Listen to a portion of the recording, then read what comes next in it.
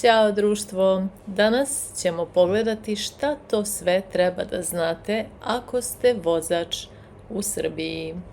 Погledajte. Друзья, если вам такие ролики полезны, пожалуйста, поставьте лайки и подписывайтесь для больше такого контента. Benzinska pumpa. Na kanalu već imate jedan detaljan video o pumpi i šta tamo radimo. Možete ga pogledati. Još ću vam reći da je običaj da na pumpi gorivo sipa radnik. Dakle, vi možete reći koliko vam goriva treba. Na primjer, sipajte mi bezolovni benzin za 2000 dinara ili može do vrha, hvala. Ili dizel za 4000, dizel premium, dizel običan.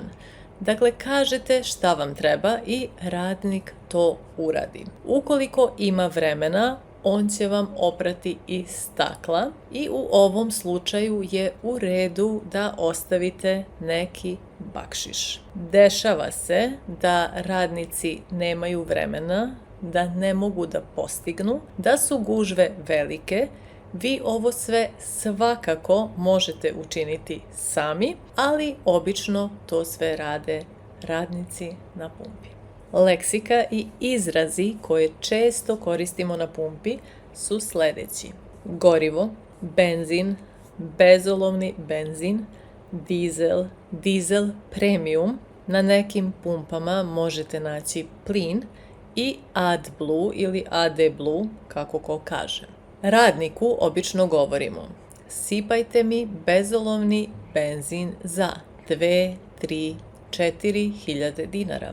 Ili sipajte mi dizel običan ili premium za 5, 6, 7000 dinara. Sipajte mi pun rezervoar, molim vas, ili može do vrha, molim vas.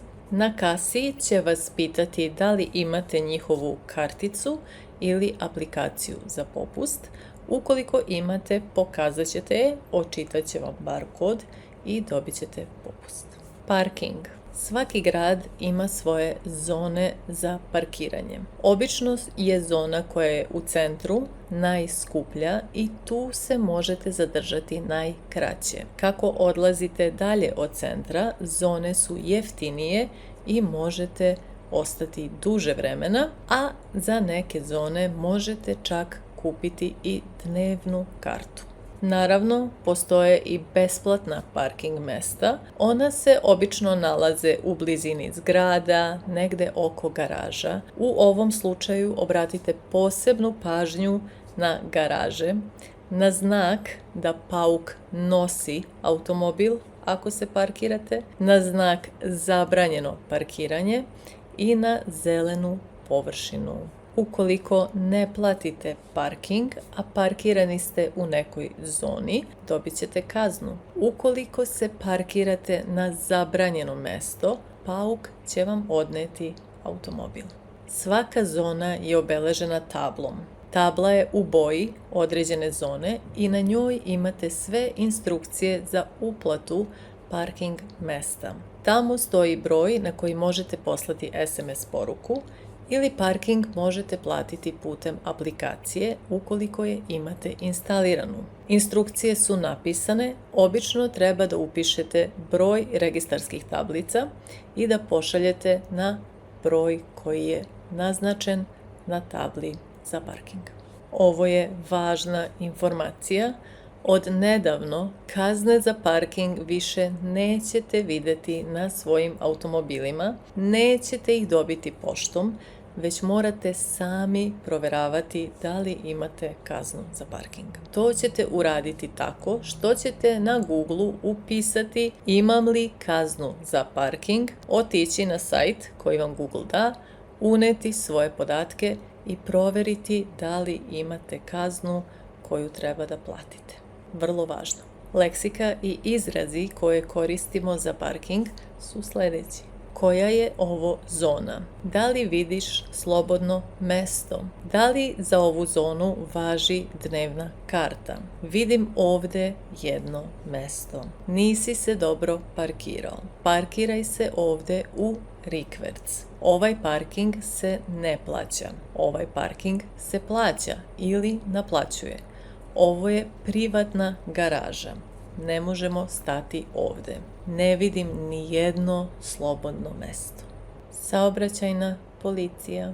Kada vas zaustavi saobraćajna policija, kod sebe treba da imate 3 dokumenta, a to su lična karta ili pasoš, vozačka dozvola i saobraćajna dozvola. Ova 3 dokumenta će oni tražiti da provere. Također, vrlo često će vas pitati da li ste nešto pili. Nije dozvoljeno piti alkohol i voziti automobil u Srbiji trenutno, zbog čega će vas oni veoma često pitati da li ste nešto pili i verovatno proveriti to aparatom.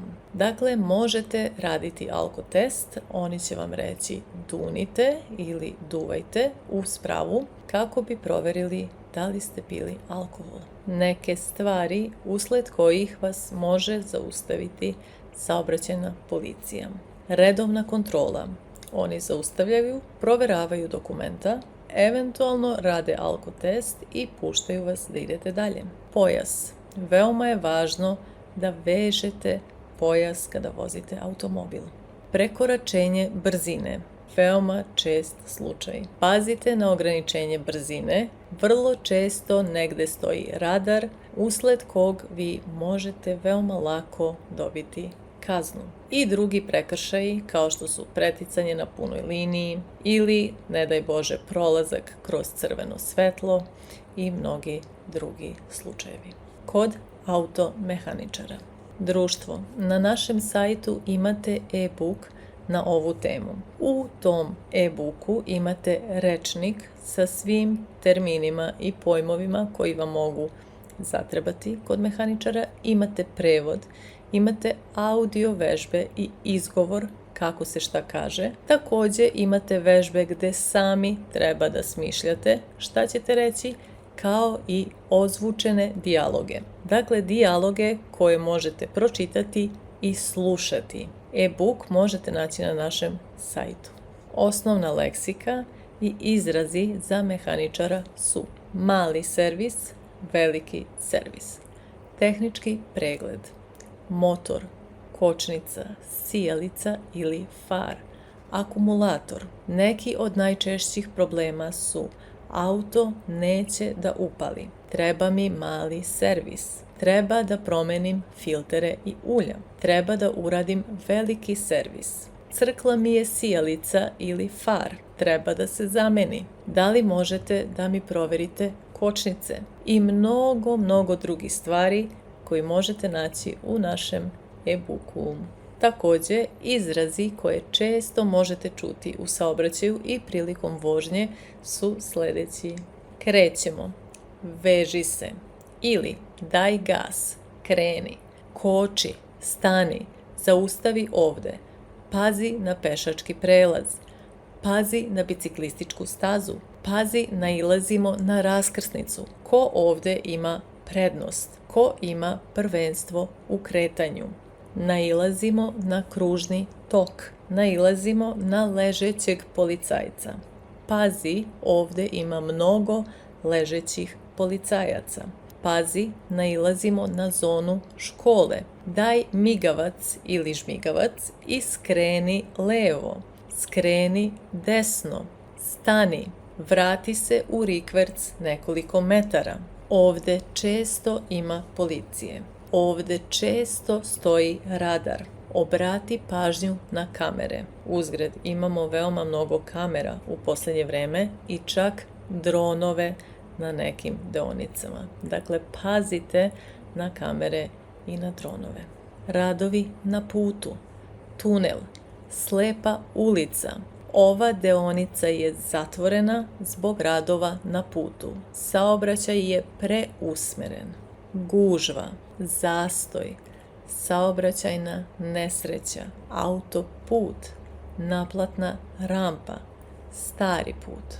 U automobilu sede vozač koji vozi automobil, suvozač koji sedi pored vozača i ostali putnici na zadnjem sedištu. Na zadnjem sedištu također treba da vežete pojas, a ukoliko vozite dete, treba da imate sedište за дете. И, друзья, как всегда, если вам интересно изучать язык с нами, вся информация о наших курсах доступна на ссылке в описании этого ролика. Čekamo vas.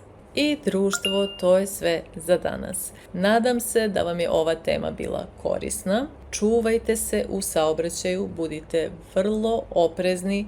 Nažalost, često imamo saobraćajne nesreće. I napišite mi u komentarima da li ste već imali susret sa saobraćajnom policijom, da li ste nekada dobili neku kaznu, koje prekršaje često napravite. Sigurna sam da ih svi imamo. Hvala vam i vidimo se uskoro. Ćao!